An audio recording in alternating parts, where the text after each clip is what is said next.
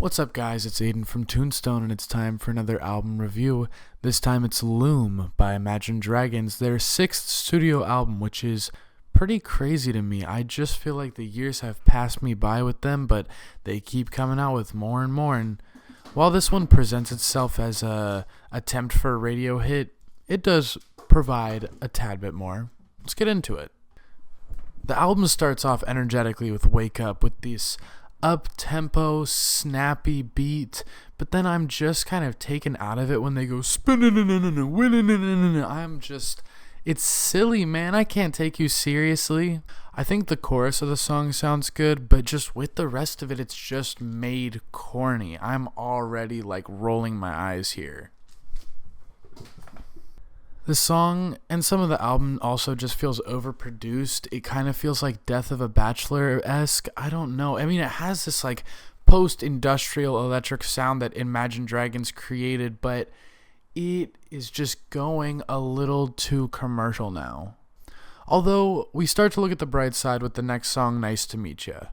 This song is definitely going for a summer hit with these nice little tropical drums, these growing synths, and this just little poppy voice sample. It's fun. The vocals sound good over this poppy, just fun instrumental, and I mean, I don't know, there's a little switch up that comes in later, and it just makes the song even more fun. Just absolutely relaxing. You got your sunglasses, your hat on, and you're going down the highway type of song. The next song, Eyes Closed, really is just following the recent formula for Imagine Dragons. This is what I mean when it seems like they're looking for a hit. They have a bridge with these uplifting drums, and then the chorus slams down hard, but it seems like an NFL ad card. The little voice sample of "I can do this with my eyes closed" just adds to the sporty, kind of annoying vibe the song has going so far. I mean, the song does sound good, and if I was about 8 years old, I'd probably love it. But that's not where I'm at anymore. But then we have another silly, fun one with Take Me to the Beach. This song is snappy, the beat is stomping along with these slimy horns that just occasionally slide their way across the beat. I can't take songs like this seriously, but I don't really think I'm supposed to. It's just funny. The lyrics are cute. I don't know. I mean, it's enjoyable for sure. I felt like some of the other songs were overproduced, but I thought that this one was it had the perfect type of production. I like the little voice change that Reynolds gets in the real life samples, like a can opening. They're just fun. They add to this nice vibe that's going on. This song will make you nod your head at least a little bit and smile, just a little crack of a smile. The next song, In Your Corner, definitely steps it down a notch, but I mean, it's Imagine Dragons. It's still up-paced. It's still fast. Reynolds goes for a softer tone for these verses, but then goes back down hard and catchy for the chorus, but the lyrics are sweet. Reynolds creates his own harmonies for parts of the song, but I rather prefer when he goes in with this nice little choir sample he's got going on. There are also just a bunch of little voice samples going on. I don't know if all of them are needed, but it's definitely an interesting idea and concept. I think the song had sweet intentions, but the execution was a little mid. And then we have Gods Don't Pray. They went straight back into the poppy sound, but then they have some little reggae influence. I don't know, but this one kind of feels like a computer just spit it out. It didn't really feel living. The vocals in a way are kind of always impressive because he can always belt out and scream, but it doesn't feel like he's being loud at the same time. It's like that yelling in lowercase type of thing. And then we have Don't Forget Me.